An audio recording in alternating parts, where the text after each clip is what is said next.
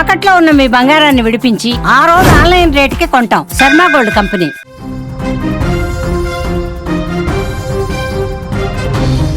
పశ్చిమాసియాలో ఇక మాటలు లేవు, కేవలం బాంబుల మోతలే. ఇరాన్ గడ్డపైన అమెరికా తన విశ్వరూపాన్ని చూపిస్తుంది.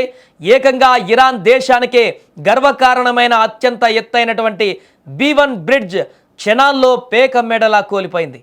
పదుల సంఖ్యలో అమాయక ప్రాణాలు కూడా గాల్లో కలిసిపోయాయి. ఒక పక్క ఇరాన్ రక్తం మరుగుతుంటే అమెరికా అధ్యక్షుడు డొనాల్డ్ ట్రంప్ మాత్రం ఇది కేవలం ట్రైలర్ మాత్రమే, అసలు సినిమా ముందుంది అన్నట్లుగా వార్నింగ్ ఇస్తున్నారు. అసలు ఈ భీకర దాడి వెనుక అమెరికా వ్యూహం ఏంటి? పౌర కట్టడాలను ఎందుకు టార్గెట్ చేస్తున్నారు? అగ్రరాజ్యం అమెరికా నెక్స్ట్ టార్గెట్ చేయబోయేది దేన్ని? ఈ వీడియోలో ఒకసారి తెలుసుకుందాం. గడిచిన కొన్ని గంటల్లో ఇరాన్ భూభాగం పైన అమెరికా బాంబుల వర్షం కురిపించింది.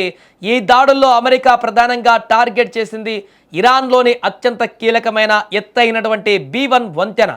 ఆకాశం నుంచి దూసుకువచ్చిన అమెరికన్ మిసైల్స్ దెబ్బకు ఆ భారీ వంతెన కుప్పకూలిపోయింది. ఈ దాడిలో పదుల సంఖ్యలో ప్రజలు ప్రాణాలు కోల్పోగా 100 మందికి పైగా తీవ్రంగా గాయపడ్డారు. ఈ దాడులను ఇరాన్ అధికారిక మీడియా కూడా ధృవీకరించింది. అయితే ఇక్కడే ఇరాన్ తీవ్ర ఆగ్రహం వ్యక్తం చేస్తోంది. సైనిక స్థావరాలపైన కాకుండా సాధారణ పౌరులు ప్రయాణించే పౌర కట్టడాలపై, వంతెనలపైన దాడులు చేయడాన్ని తీవ్రంగా ఖండిస్తోంది. ఇది యుద్ధ నియమాలను ఉల్లంఘించడమేనంటూ ఇరాన్ ఇప్పుడు మండిపడుతుంది. అయితే ఇరాన్ పైన దాడులను ట్రంప్ సమర్థించుకుంటున్నాడు. ఇంకా ఇరాన్ పైన దాడులు చేస్తామని ఇప్పటికైనా చర్చలకు వస్తే ఇరాన్కే లాభం అంటూ ట్రంప్ సలహా కూడా ఇస్తున్నాడు.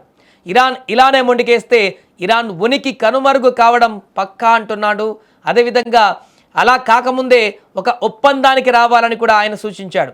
ఈ దాడి నేపథ్యంలో వంతెన పైన దట్టమైనటువంటి పొగ వ్యాపిస్తున్నటువంటి దృశ్యాలను కూడా ఇరాన్ తన ట్రూత్ సోషల్ పోస్ట్ పెట్టుకున్నారు. ఇక ఇప్పుడు ఇరాన్లోని ఎత్తైనటువంటి వంతెన కూల్చేశారు. మరి నెక్స్ట్ ఏంటి?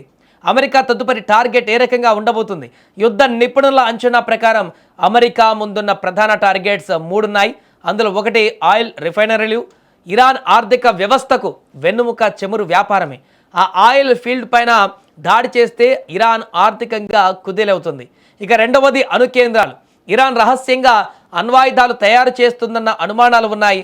ఆ న్యూక్లియర్ సైట్స్ను టార్గెట్ చేయడం ద్వారా ఇరాన్ అణు కలలను పూర్తిగా నాశనం చేయొచ్చని భావిస్తుంది. ఇక మూడవది కమ్యూనికేషన్ అండ్ పవర్ గ్రిడ్స్. దేశమంతా కరెంటు లేకుండా చేయడం, ఇంటర్నెట్ కట్ చేయడం. ఈ వంతెన దాడి కూడా ఇందులో భాగమే.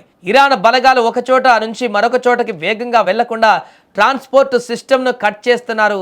సో మొత్తానికి ఇరాన్ను పద్మ వ్యూహంలో చిక్కించి ఆ తర్వాత ఓ దారికి తెచ్చేందుకు ట్రంప్ మాస్టర్ ప్లాన్ వేస్తున్నాడు అనేది క్లియర్గా అర్థమవుతుంది.